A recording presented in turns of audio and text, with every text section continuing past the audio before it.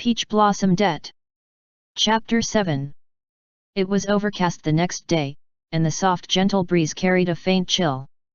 I feared staying in the chamber all day long would be stifling for Tianchu, regressing his illness, so I accompanied him for a breath of air in the yard. The few maidservants with us were quick-witted. Luoyu presented us with a chess set, and so this immortal lord had a match with Mu Ruian on the stone table.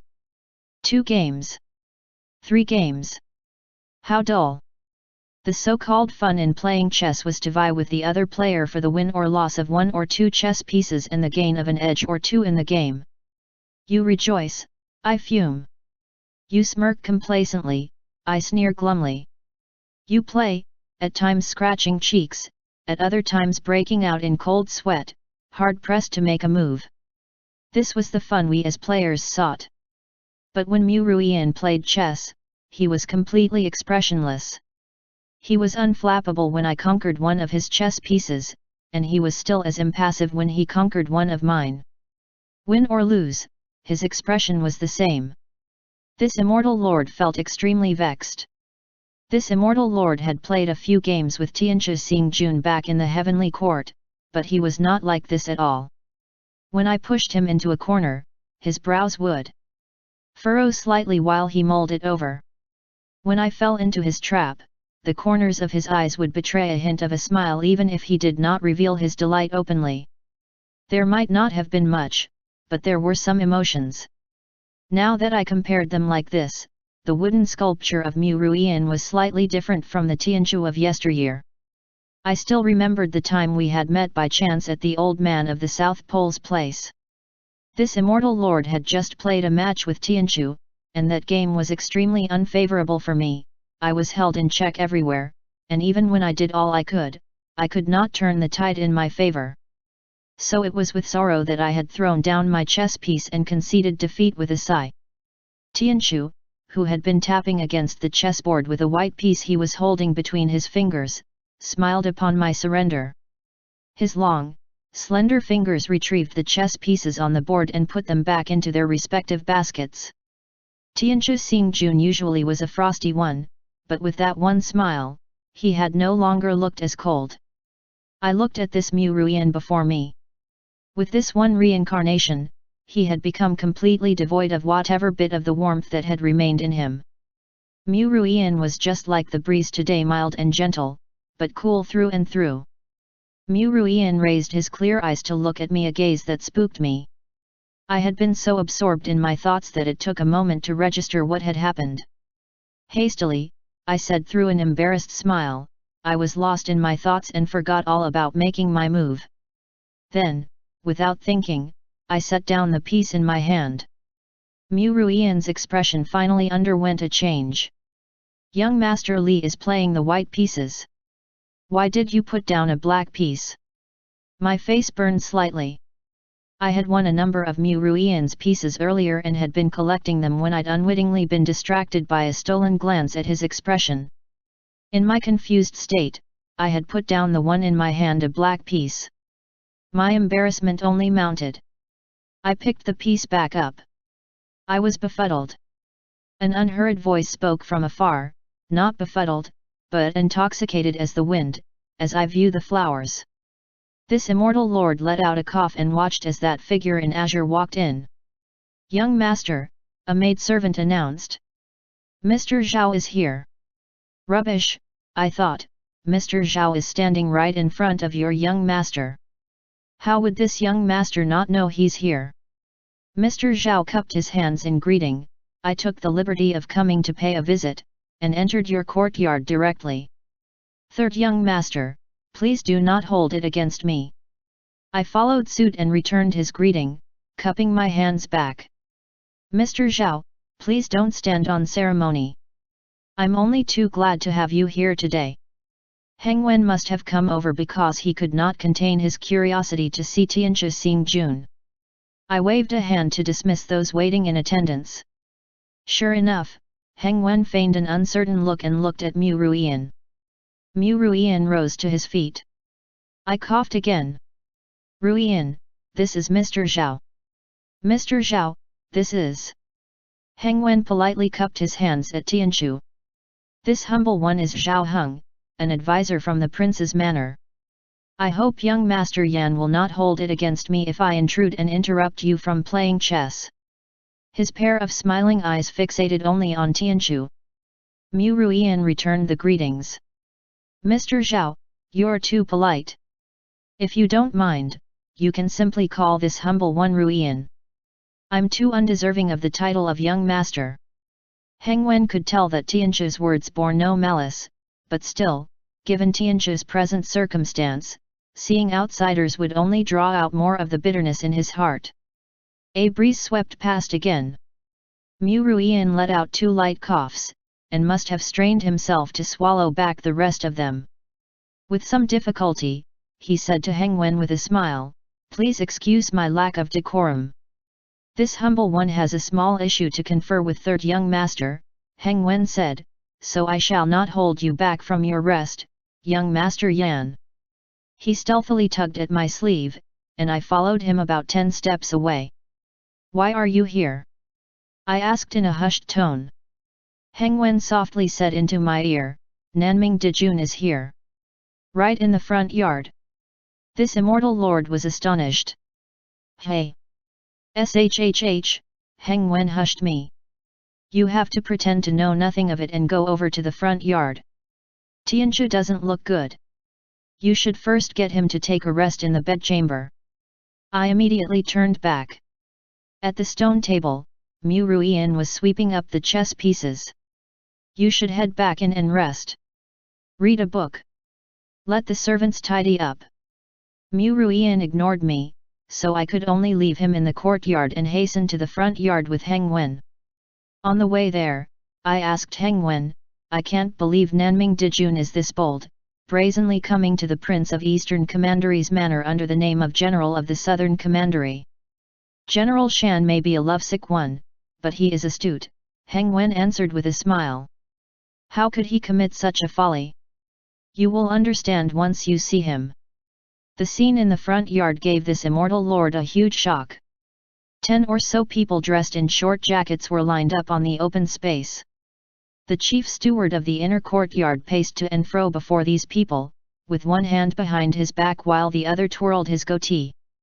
These dozen or so people were the newly recruited servants of the manor, and one of them was a stalwart figure dressed in tattered clothing and straw shoes, Nanming Dijun, Shan Shengling. I had envisioned countless scenarios in which Shan Shengling would sneak into the manor. Minga told me he would abduct Tianchu in the middle of the night, which I had assumed would be on a moonless, windy night under the cover of darkness. I had considered all sorts of possibilities, from scaling the wall to breaking down the door to crawling through a dog hole to using his Qinggong skills to land on the roof before flitting down, but never had I imagined that he would sell himself as a servant to sneak into the manor, and in broad daylight at that. Nanming Dijun was really one love-struck fool. This immortal lord sighed. Just like that, Nanming Dijun had entered by selling himself, and just like that, the chief steward of the Prince of the Eastern Commandery's manor had taken him in. Was the chief steward blind? Shan Shengling's appearance was not that different from his appearance as Nanming Dijun. He towered at about 8 chi tall, with a gallant physique, brows that cut like fine black swords, and a pair of bright eyes, alert like a hawk's. Although his face was filthy and his hair a bird's nest, he stood out among this group of people like a wild boar among a herd of skinny pigs. It took only a glance to tell that he was no ordinary man. Under what circumstances could such a man be sold into servitude? Don't tell me this was Minga's arrangement? The chief steward took out the register of names and began to record their assignments. This immortal lord strolled over, and the chief steward immediately lowered his hands to bow. "Greetings, third young master." The moment third young master left his mouth, Shan Shengling's gaze slashed over toward this immortal lord like a pair of blades. Pretending not to notice, I nodded. "Are these all the new household servants?" The chief steward answered in confirmation. This immortal lord strolled over to the group and pretended to scrutinize them one at a time. When I came to Shan Shengling, I paced for a moment, sizing him up as I contemplated this situation. Nanming had fallen into this immortal lord's hands. To live up to the Jade Emperor's expectations, what errand should this immortal lord assign him to? So that he could see Tianzhu but not touch him, and the two of them would be mutually tormented? Those chopping firewood, lighting fires, and guarding the doors usually could not enter my Han court, and Nanming was too imposing to be a young servant lad. After some deliberation, I decided there was only one errand that would allow him access to my courtyard and his lover. Once I was done pondering it over, I said to the chief steward beside me, for the time being, let him clear the night soil in the various courtyards. At night, I held Tianzhu in my arms. It's cold these days.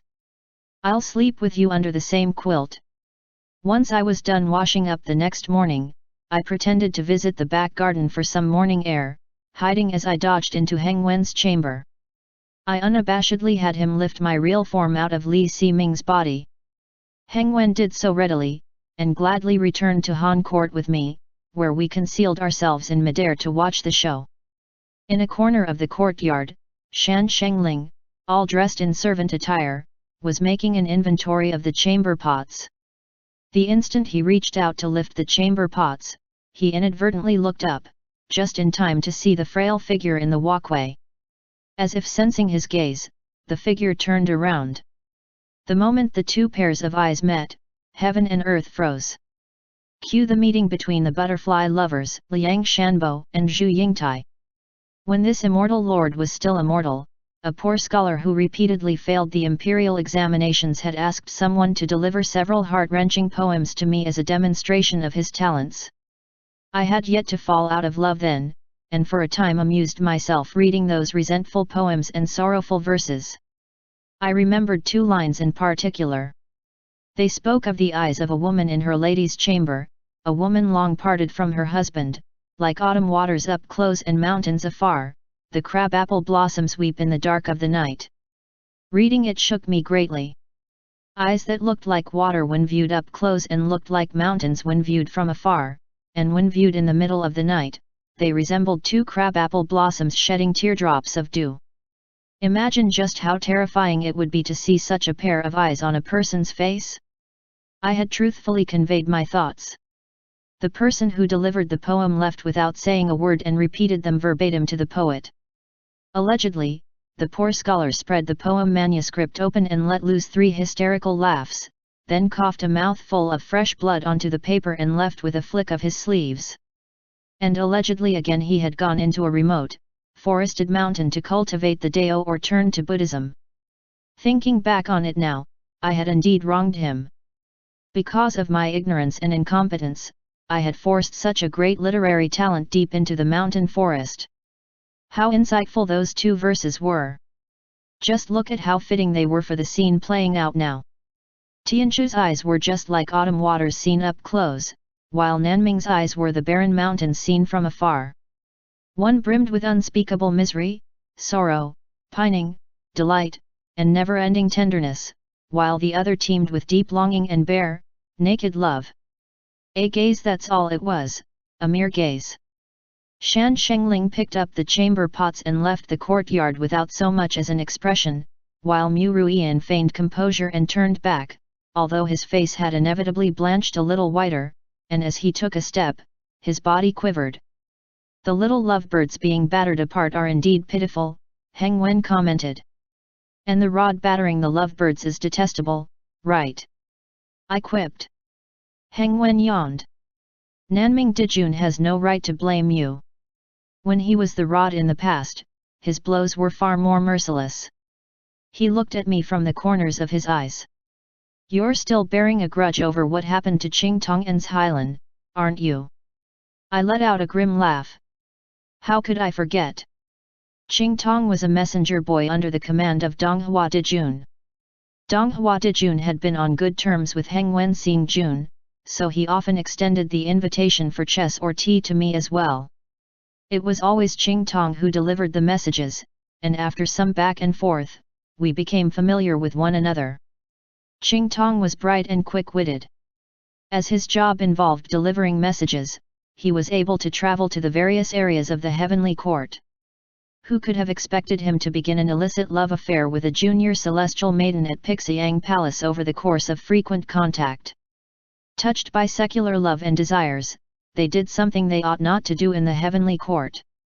One day, during a secret rendezvous, they were unfortunately caught red-handed by the heavenly soldiers on duty, who sent them right to the Jade Emperor. Originally, with Donghua Dijun, Heng Wen, and me to intercede on their behalf, the Jade Emperor seemed inclined to have them cursorily punished and banished to the mortal world, but Nanming Dijun just had to step forth and said that the heavenly court had its own rules, so we could not condone the act because of personal sentiments. They had to be strictly punished in accordance with the laws of heaven. Nanming asserted his opinion with such upright righteousness at Lingxiao Palace that the Jade Emperor handed the matter over to him to handle. Under Nanming's instructions, Qingtong and Xilan were taken to the immortal execution terrace, where their immortal roots were severed, and they were cast to the path of the beast to be reincarnated as animals. If Qingtong were to be born as a wily rabbit, Xilan was certain to be born as a fierce tiger.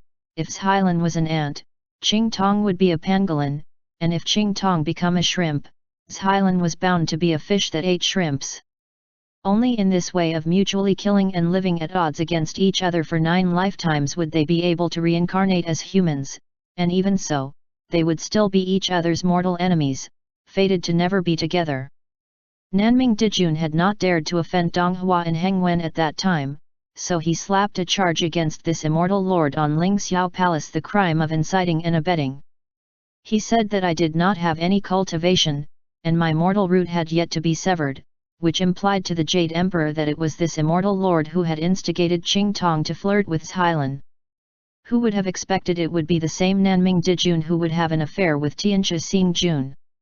Now that he had been reduced to such a state, this immortal lord had only this to say: karma. Nanming, your stolen glance with Tianxia is indeed touching. But when you gave the command back then to have Qingtong and Xilan thrown into the path of the beast, did you ever think that this day would come? Whenever I think of Qingtong and Xilan, I feel that the Jade Emperor has been pretty fair in punishing Nanming Dijun the way he did, I said. But Tianxia had never done such a wicked thing before, yet he suffers so much more than Nanming. That makes it unfair. You aren't afraid the Jade Emperor will hear you saying that, hey? Heng Wen said. With one in front and one behind, we swung back to Heng Wen's bedchamber, and this immortal lord became Li Siming again. Heng Wen had to go over to the Prince of the Eastern Commandery to present himself for the morning call, so I returned to Han Court on my own. Mu Ruian was sitting in the chamber with a book in hand, but his eyes were not on the book, he was gazing elsewhere, his mind wandering.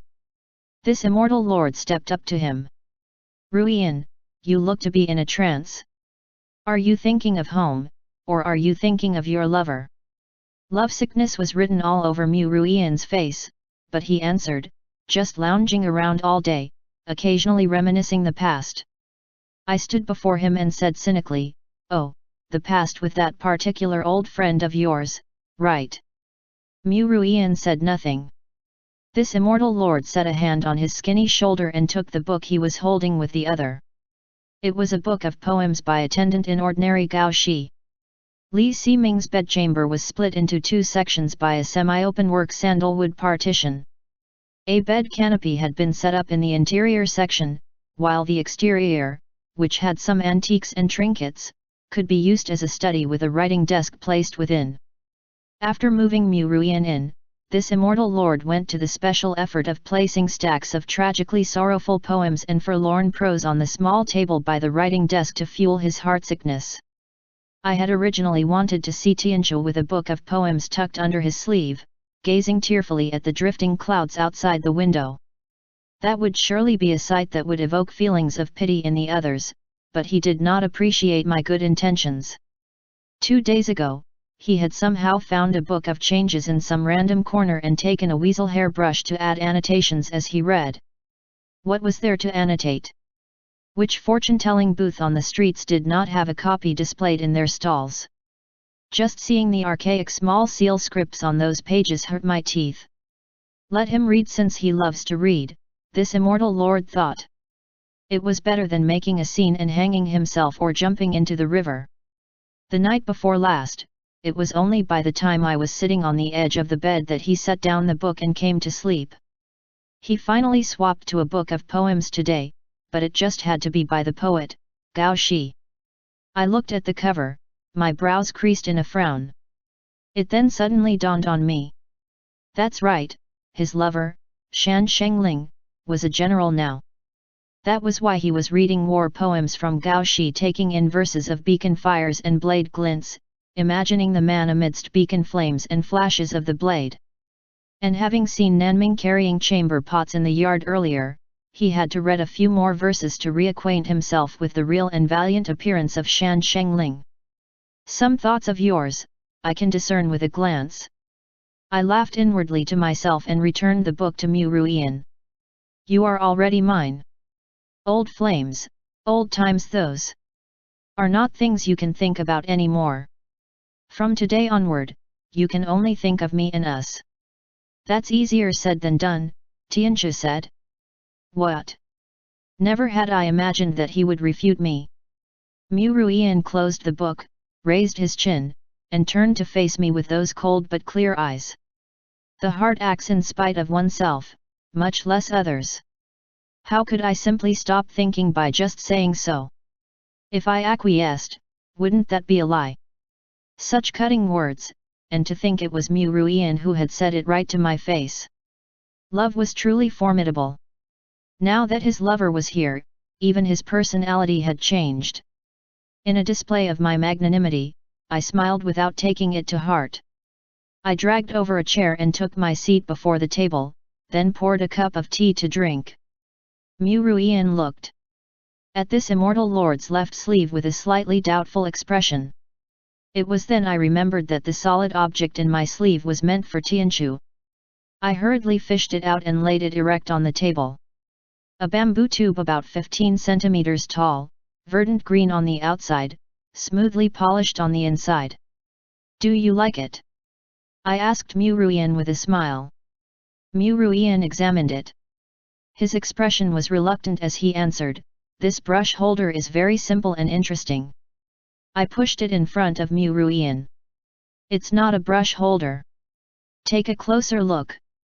Mu Ruian looked even more reluctant as he examined it again and pondered it without saying a word.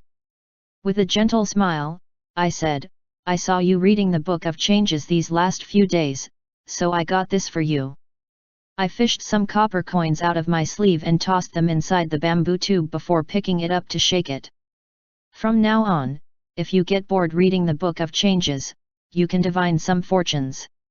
Do you like this divination tube?" Mu Ruian stiffened as he looked at the bamboo tube on the table. I felt pleased with myself. This immortal lord was always right on the money when giving gifts. Looking at Tianchi's reaction, he must have been touched. I continued gently, "If you also wish to tell fortunes based on the 8 characters, I'll fetch you anyone in the manner whose fortune you'd like to read." Mu Ruian opened his mouth and made to speak, but then he covered his mouth with his sleeve and coughed a few times before he said, haltingly, "Thank you for going to the trouble. I merely look at it occasionally." I got up and stroked his back, then handed him the tea for a few sips. "I only got it in passing. There's absolutely no obligation attached to it. Just treat it as a relief for your boredom if you like it." His coughing stopped for a bit after a few sips. I put the teacup back on the table. Mu Ruian looked at that teacup and smiled bitterly. I picked up the poetry book that had fallen to the ground and set it on the table. Making conversation to fill the silence, I said, "I didn't expect you to read this. I thought you'd prefer reading Meng Moji and Meng Xiang Yang." Although this immortal lord had to rely on Heng Wen every time we played drinking games in the heavenly court, linking verses, dedicating poems, all the things to help with wordplay, I had in fact studied poetry as a mortal. I was able to chat on the topic. Although the poems by Wang and Meng speak of indifference to fame and fortune, one of the poets was actually a wealthy idler while the other idly dreamed of wealth. Mu Ruian said. "Might as well pursue fame and fortune openly like Gao Shi. How gratifying! Right, I concurred. This gentleman talks big and acts timidly, his poems are powerful and impressive, but he's incompetent on the battlefield. Then again, how many people in this world can truly walk the talk? Most are like gentleman Gao. Enlivened, I looked into Mu Ruian's eyes and waited for him to continue the thread of conversation, but he avoided my gaze. He spoke no further as he returned the book from the writing desk to its original position on the adjacent table. Feeling rather hollow, I awkwardly blathered a few more words and strolled out of the bedchamber. The Prince of the Eastern Commandery had been hesitating between going independent under his own banner and biding his time in the conflict, so discussions over official affairs became more frequent. Heng Wen was caught up in them the whole day, with no chance of leisure time. As I wandered around the yard, I would encounter Shan Shengling several times. He was either sweeping the yard or rooting out the weeds. He was unfathomable. He would respectfully say his greetings when he saw this immortal lord, his eyes revealing nothing of his brilliance. Which in turn made me spend the whole day deliberating over where I should stab him with my blade come nightfall. I finally got to meet Heng Wen at near dusk. Looking extremely weary, he lowered his voice, "That commandery prince father of yours is really not your average long-winded. How long do you still have to be here? I fear I might very well strike him with lightning one of these days if we have to continue like this." I said with an apologetic smile, "Don't fret.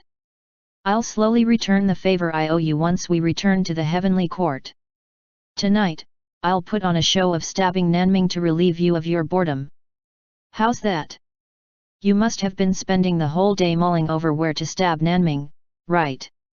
Heng Wen said, and moved in closer to my ear before continuing, "Once night falls today, I'll head over to your bedchamber and wait." His words stirred up an itch. I whispered back, "So where should I stab Nanming?" "Wherever you please, I guess," Heng Wen said. "You can even stab him in the heart. In any case, he won't die, there's Minga to see to that, and if that fails, there's still the Jade Emperor. You just need to deal the blow." Upon hearing those words, this immortal lord felt even more buoyant and practically flew back to my Han court. When night descended, I sat at the edge of the bed and glanced at a relaxed Heng Wen leaning against it. I gulped down a mouthful of saliva, then braced myself to say to the man, who was currently reading a book under the lamp, "Ruian, it's late. Come and sleep with me." These were the words that old man Minga had instructed me to say before bed every night. I have no choice either, okay? So, Heng Wen, can you not put on such an uncharitable expression? Mu Ruian, on the other hand, was already accustomed to hearing this. He blew out the candle in the outer room and walked woodenly to the bed, where he removed his outer robe, then his crown to let his hair down. His body, clad only in a plain white inner robe, looked all the more thin and frail under the light. He froze a little on seeing the bed, but eventually, he came to slowly lift the quilt and lay down. There was only one thin quilt on the bed, since this immortal lord was going to sleep under the same quilt with Tianzhu starting last night.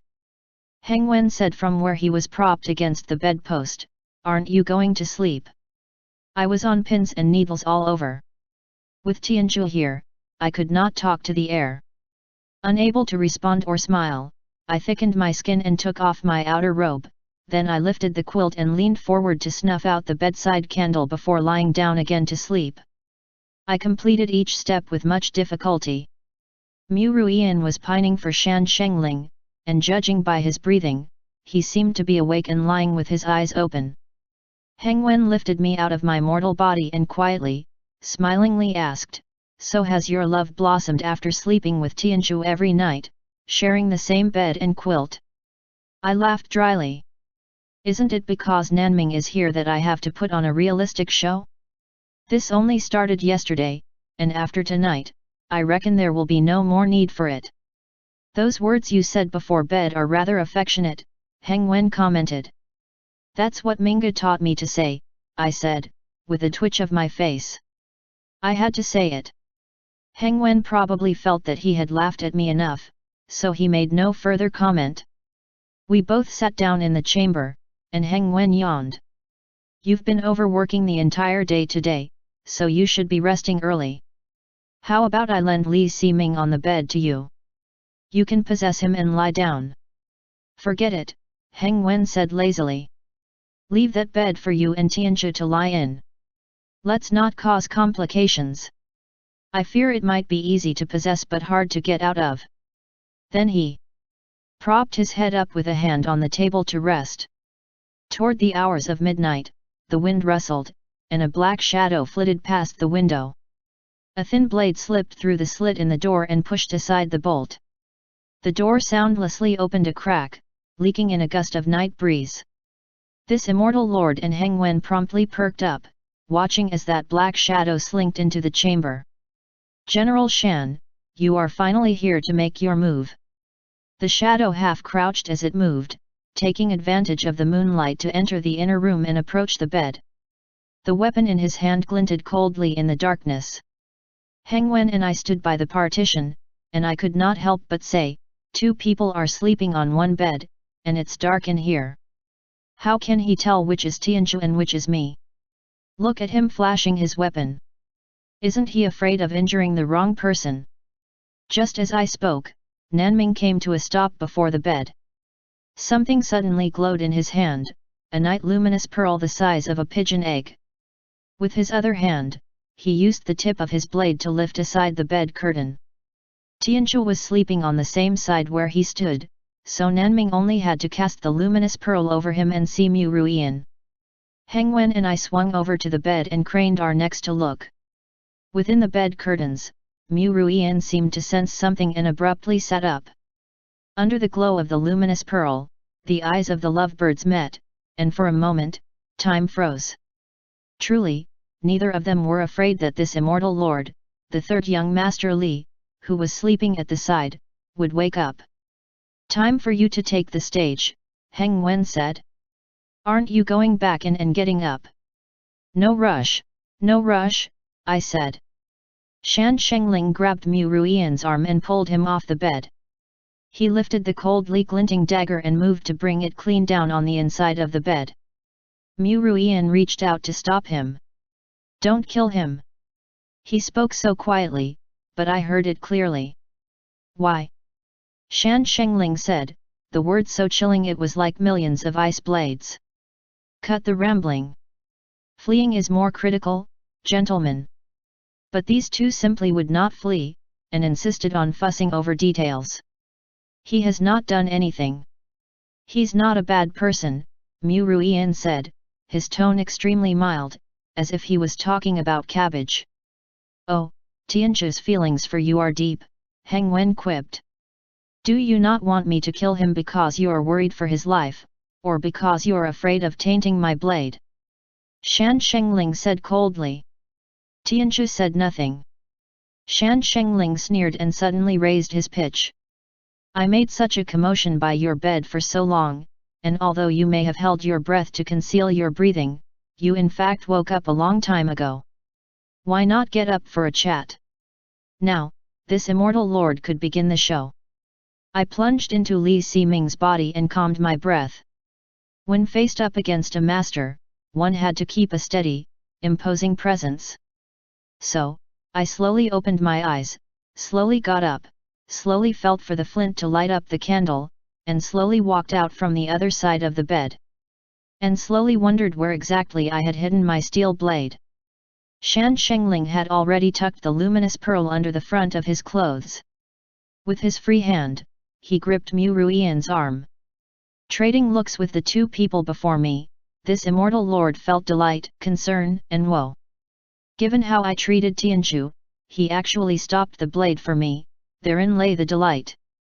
Given how I treated him, he actually said I was not a bad person, so either I had played my role to perfection, or he was out of his mind, therein lay the concern. As for that one woe. Your blade is inside the big vase in the corner, Heng Wen piped up from behind me. This immortal lord immediately said, Pardon me for my lack of manners in being tardy to welcome you when you entered my bedchamber in the middle of the night. The menial work of a servant in the daytime is strenuous, filthy, and varied, and it's indeed a great wrong done to General Shan. I'm truly sorry about that. But I wonder what is General Shan's intent in abducting my man from our bed in the middle of the night. With my hand behind me and a smile on my face, I strolled to the vase and drew out the long, unsheathed blade. I initially did not plan to take your life with this blade and sully it, Shan Shengling said. But never mind. I'll allow a beast like you to struggle before your death. The brightness in his eyes swept over me, holding so much contempt. The dozens of guards outside are already down for the count, so it seems like you won't be able to count on them. Oh, I said. Can't count on them? With Heng Wen here, I could snatch Tianjia back from the hands of Hibai Wuchang themselves before they brought his spirit to the underworld, let alone those who got knocked out. So what was there to worry about? Fight it out in the garden, I said. General Shan strode readily out of the chamber. I seized the opportunity to cast a glance at Mu Ruian. His expression was pale. He turned and headed for the garden too, never once looking at me. Under the bright and clear moon in the yard, this immortal lord asked for pardon and then hollered for the guards. Dozens of guards emerged from the darkness and surrounded Nanming and Tianchu. Weapons clashed with a clang, and cold glints intersected. I stood on the periphery and watched the show. All I could do was wait until Nanming started losing steam before I went right up and stabbed him. All's well that ends well. Heng Wen, who had left my chamber earlier to wake the guards, had returned to the yard, where he stood and watched the battle from a safe distance. What a low blow, he quipped to me. That could not be helped. This immortal lord was now in mortal flesh, so how could I ever win against the valiant general that was Shan Shengling? It was only by wearing him down with the guards, then dealing him a blow with my blade, that I could be assured of victory. Having received this immortal lord's instructions not to hurt Mu Ruian, the guards could only unleash their blades and swords on Shan Shengling, which limited them. Unexpectedly, Shan Shengling alone was more than enough to ward off the various guards. Having already spotted a way out, he fended off the blows and simultaneously retreated toward the exit of the Han court. With Mu Ruian in tow, he darted through the moon gate into the back garden. Behind the rockery stood a wall, and behind the wall lay an empty alley. The guards patrolling the main courtyard rushed in as they noticed the commotion. More and more people came. As Shan Shengling dodged, retreated, and blocked the blows left and right, his strength began to fail him. By the time he made it to the wall, he had already suffered 4 or 5 flesh wounds. Seeing an opening, I gripped my long blade and dashed into the crowd. With his right hand, Shan Shengling leveled his blade in a move that blocked several spears in midair.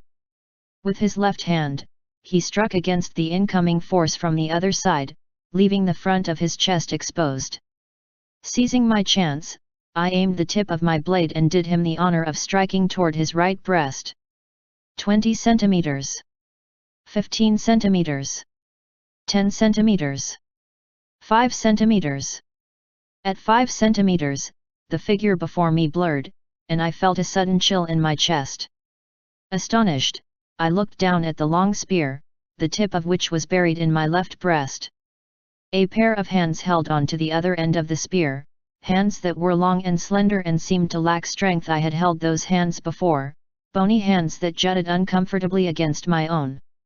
It was also in this very instant of astonishment that a gust of chilly wind pressed in toward me. Silver light glinted, it seemed to come from Nanming's blade. The chill was already on my neck. Minga, he must have simplified it again in his book of fate. A clang rang out, and the chill stopped. Shan Shengling's blade stopped across my neck, because a long sword glowing with azure light was held up against Mu Ruian's neck.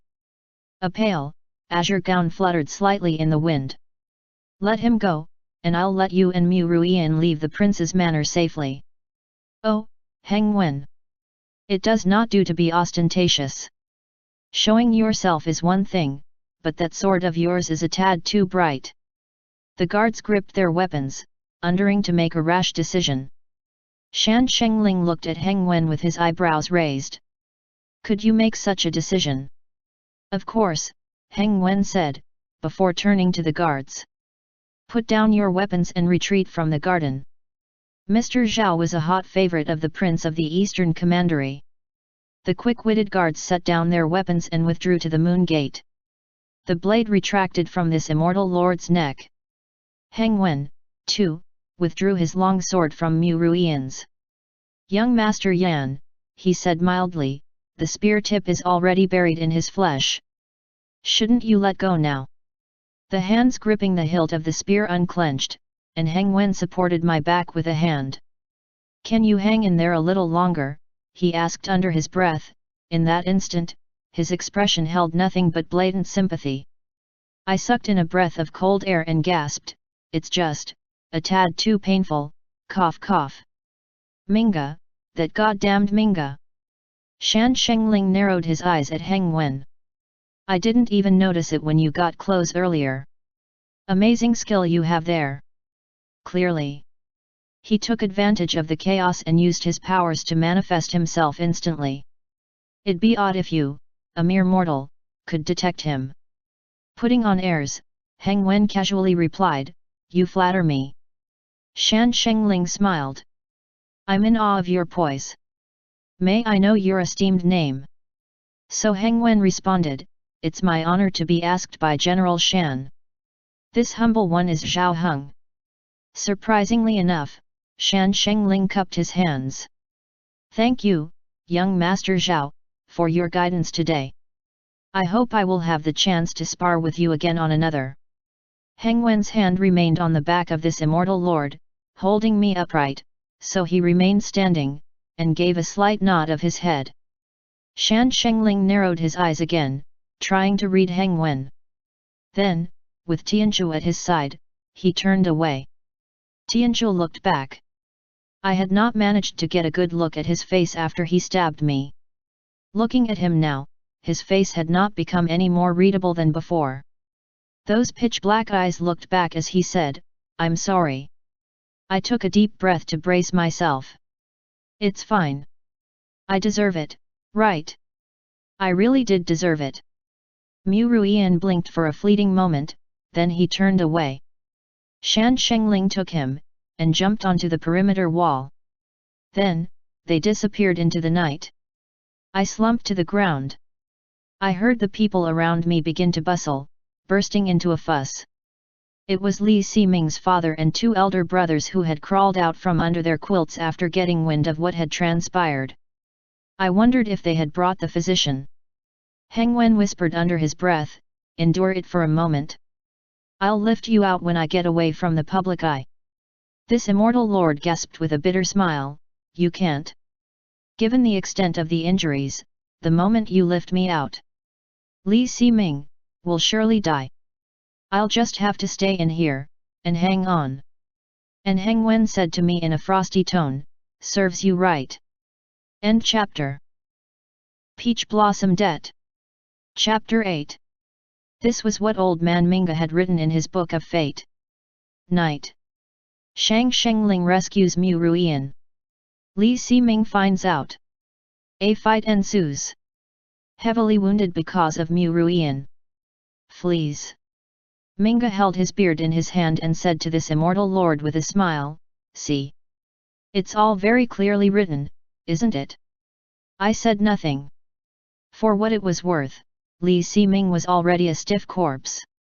And it was the errand the Jade Emperor assigned me that was being jeopardized. At any rate, they could not blame me for this mission hold-up. And in any case, I was now in Ling Xiao Palace, and his venerable Jade Emperor could naturally come to a decision of his own. By a stroke of luck, Tianzhu's spear had entered Li Siming's chest and pierced his heart. Even someone who had aimed with that intention would not have been guaranteed to have such accuracy. The heart was made of flesh. If it were pierced by such a large spearhead, causing blood vessels to instantly rupture, how could the result be good? It spasmed twice and went completely dead, relying solely on this immortal lord to suffer through the agony as I hung on for dear life inside the body. What gave this immortal lord a hard time was that I still could not use my powers, but I had Heng Wen with me. Even if I had 10 hearts that had been stabbed to mush, turning them back into vivaciously beating hearts would only take a breath of immortal air. But Heng Wen just had to be Mr. Zhao at this moment, and he could not use his powers right in public view. It took only an instant for the prince's manor servants to swarm over, jostling Mr. Zhao to one side and carrying me into the bedchamber. Several physicians took turns taking my pulse, which subsequently scared the living daylights out of them, rendering them speechless from panic, trembling from head to toe. Those poor things! How many people in this world could come across a living person who had no pulse but was still talking with open eyes? "How's my son?" the prince of the Eastern Commandery asked. "Can he still be saved?" The physicians shook like leaves. Seeing how they were trembling so pitifully, this immortal lord spoke from the bed, "Father, don't put them in a spot. Let's just leave it to heaven's will." "Father, don't you worry," Li Siyuan said, wiping his tears. "Look, isn't third brother still here comforting you? Heaven will bless him on account of his filial piety." He choked with emotion at the end of his sentence. Old Li's family huddled together and cried before this immortal lord's bed. "Bastard, what have I done to deserve this?" the prince wailed, while Li Xixian and Li Siyuan cried, "Alas, our ill-fated third brother." Even Li Xixian's and Li Siyuan's head wives wept into their handkerchiefs. "Fate is cruel to our little uncle." I was very touched by their tears. In the hustle and bustle of the mortal realm and the secular world, a personal touch of humanity was still quite heartwarming. Speaking of which, why wasn't Heng Wen here to treat me? Wasn't it a tad uncharitable to watch on indifferently while I was hurting and suffering here? Just as this thought occurred to me, my entire body suddenly made a slow ascent. I was greatly alarmed. This is no joking matter. Does he want Li Ximing to die, lifting me out right now like this? I was just about to struggle when a low, muffled voice overhead said, "Song Yao Yuan Jun, this humble immortal is the deity of daytime patrol. The Jade Emperor has decreed that I am to lead Yuan Jun back to the heavenly court." It turned out that the fates were so erroneously and outrageously wrong this time that Nanming had actually managed to rescue Tianchu, and thus the Jade Emperor, slightly furious, had hauled this immortal lord and old man Minga to Lingxiao Palace for questioning. Heng Wen was at the side as a witness. "How did it come to this?" the Jade Emperor asked. This immortal lord stood calm and composed in the hall. "Reason was on my side. The Jade Emperor is wise. When Song Yao descended to the mortal realm this time, I did everything just as instructed, but everything turned out different from instructed. My sufferings are of little significance, so I shall not mention it. The Jade Emperor is wise and omniscient. Right or wrong, you will surely be able to come to an impartial judgment." I looked askance at Minga. Wiping his sweat, the old man immediately confessed to his mistake to the Jade Emperor with fear and trepidation. He also opened up the Book of Fate to show this immortal lord, smiling appeasingly as he apologized. Being the reasonable one I was, I did Minga a favor. "Jade Emperor, there is a saying in the mortal world that trifles are tough to avoid, and fates are tough to determine. Minga Xing Jun is in charge of countless fates, a job that is tedious and complicated, so one or two oversights are only understandable. Nanming has merely abducted Tianchu. Both are but mere mortals, so theirs is no major setback to tearing them apart. We'll just have to see how to play it next." The Jade Emperor contemplated it for a moment and nodded. "You're right. We'll see how to play it next." His lips spread into a smile. "Song Yao, I'll wait to see how you'll play it next." I said with an apologetic smile, "Jade Emperor, this humble immortal is not very reliable in carrying out my duties. It was mostly due to this humble immortal's incompetence that Nanming could abduct Tianchu. Could the Jade Emperor possibly," I glanced at Heng Wen from the corner of my eye as a hint to back me up, "choose another talent?" Before Heng Wen could make his move, the Jade Emperor said from above me, "You've done a great job in the mortal world. Every time I chat with the Queen Mother, she praises you for being thorough. Once you return to the heavenly court in triumph after assisting your fellow immortal through the secular world, your rank and salary will surely be increased by another grade." I hurriedly deferred to his compliment. Before the words were fully out of my mouth, the heavenly inspector came to report to the Jade Emperor on some other matters, and elbowed us out of Ling Xiao Palace. This immortal lord grasped Minga, stopping him in his tracks. Xing Jun, from today onward, you must do a better job writing about me in the Book of Fate. Minga Xing Jun smiled so widely that the wrinkles on his face all gathered in one spot. Definitely, definitely. I owe it to Yuan Jun for putting in a good word for me today. It's just that one day in heaven is 1 year on earth. You've been held up for so long. If you still don't hurry back, I fear. All at once, I halted in my tracks and pulled Heng Wen with me as I rushed toward the southern heavenly gate. Despite being dragged along with me, Heng Wen said without a trace of a hurry, "What's the rush?" With a bitter smile, I said, "If we don't rush, Li Siming's grave is going to be overgrown with grass." In the end, this immortal lord and Heng Wen rushed our way down with some haste. Not so late that we would see a grave mound with verdant grass. The soil on Li Siming's grave was still damp, and his tombstone, still brand new. We had just passed the 7th official day of mourning after his death. Heng Wen circled slowly around the grave mound. He's already been placed in the coffin and buried. What now? We have no choice but to wait until midnight to dig the grave open and see if Li Siming has already rotted, I answered, and if he still can be used. In the middle of the night, when the moon was bright, this immortal lord and Heng Wen called up the local earth deity to part the grave so we could pry open Li Siming's coffin. Li Siming lay in the coffin, wearing top-quality silk and satin robes, buried with loads of gold and silver antiques. Bodies tend not to last long in the warmer days of autumn, and although Li Siming had not rotted, a few insects were crawling in and out of his nostrils and ears. The moment there was a breeze, the stench of the corpse permeated the air. I covered Heng Wen's face with my sleeve. "It's filthy, such filth. Quick, turn away." Heng Wen lifted aside my sleeves and said with a smile, "He was once you too, and there's nothing about his appearance now that I find offensive." After moving the coffin lid back in place, I thanked the local earth deity for going to the trouble and closed up the grave mound. Li Siming could no longer be used. We had to return to the heavenly court and think of another way. I touched the tombstone in front of the grave. A small stone platform was inlaid at the foot of the tombstone, where offerings were placed. Displayed on the platform was a set of wine pot and wine cup that had yet to be removed. The cup was still brimming with wine, so clear the bottom could be seen. It was as if it had been newly poured today. Li Siming sure was popular after his death. Heng Wen and I rode the clouds back to the heavenly court. I looked down at the earth while in midair. The place where Li Siming was buried was the Prince of the Eastern Commandery's ancestral graveyard, densely packed with grave mounds. This immortal lord could not help but sigh with emotion. Had I not chanced upon and eaten an immortal elixir back then, I'd have also ended up in a coffin and grave mound like this many years later, with insects crawling all over me as I rotted in the mud. My soul would have returned under the charge of the Yan Wang and undergo lifetime after lifetime of reincarnation. I wonder what I'd have been reincarnated into by this lifetime.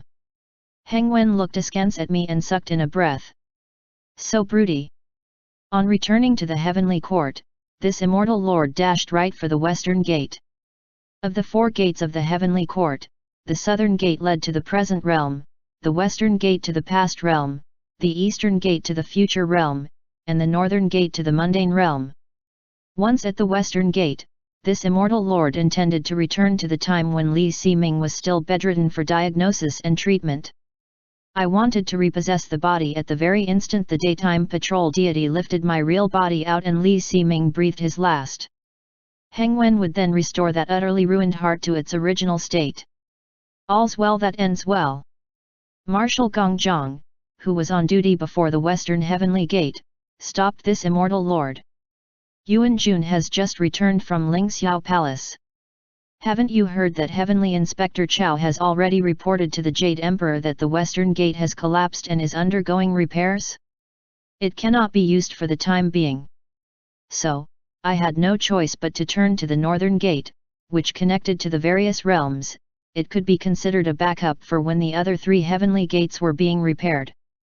A gaggle of divine generals surrounded the northern heavenly gate too, making a din as they traipsed around. To my surprise, Taibei Xingjun was among them. I went over to say my greetings and craned my neck to see that the northern heavenly gate was tightly shut. Song Yao Yuan Jun, are you going to pass through the northern heavenly gate, too? Taibei Xingjun asked. You can't use it now. The key is gone. How? I exclaimed in shock. Jingxing let loose a long sigh and explained that when Baiwa Lingjun was passing through the northern gate yesterday, the divine general standing guard was in the midst of playing chess, so he had taken the key to unlock it. The divine general had locked the gate after he left, only to remember that the key was still in the hands of Baiwa Lingjun, who was now on the other side. Baiwa Lingjun's destination was the Western Paradise, where the Daipankara Buddha was holding a doctrine banquet. We would have to wait for the banquet to conclude before Baiwa Lingjun could begin the journey back first to the mortal world, where he would transfer to the southern gate that would return him to the heavenly court. Only then could this northern gate be opened. I asked approximately how long it would take, and Taibei Xingjun's words brought me to despair. 10 to 20 days, I suppose. 10 to 20 days. That meant 10 to 20 years. Nanming and Tianzhu would practically be an old couple living in conjugal bliss. With a sigh, I said to Heng Wen, fate. This is fated to be. Let's report to the Jade Emperor. Then we can wash our hands of this matter and return to our residences to sleep. Heng Wen yawned. Sure. I'm a bit tired too. Do we drink and sleep at your residence or mine? That was what we said, but would the Jade Emperor actually spare me and release me from this assignment? Minga Xingjun was already waiting when we were midway to Lingxiao Palace. Qingjun, Yuan Jun, the Jade Emperor is already aware of what happened in the mortal world. Tianzhu and Nanming have already left Shangchuan City and are on their way to the southern commandery. A few days later, there will be a surge of heavy waves in the Yangtze River, and their party will be stuck at the riverfront in its Hujia ferry crossing. There is currently a body available, an itinerant Daoist priest staying for the night at a Daoist temple in Shangchuan City. He has reached the end of his life, and his soul has gone to the underworld, so his body is available for Yuan Jun's use. This matter brooks no delay, so please descend through the southern heavenly gate post-haste. At the break of dawn, when the sun was warm, this immortal lord opened my eyes on a bed built out of wooden planks to a drab, plain room with a crooked, half-rotting door and window. Just then, someone rapped loudly at the rotting door. Guanjianzi! Guanjianzi! The 35th day ritual assembly for the third young master of the prince's manor is about to start. If you don't go now, you won't be able to make it in time. Oh, so this short-lived Daoist priest was called Guanjianzi. One character of his name was even similar to this immortal lord's title, Guangxia Yuan Jun. End chapter.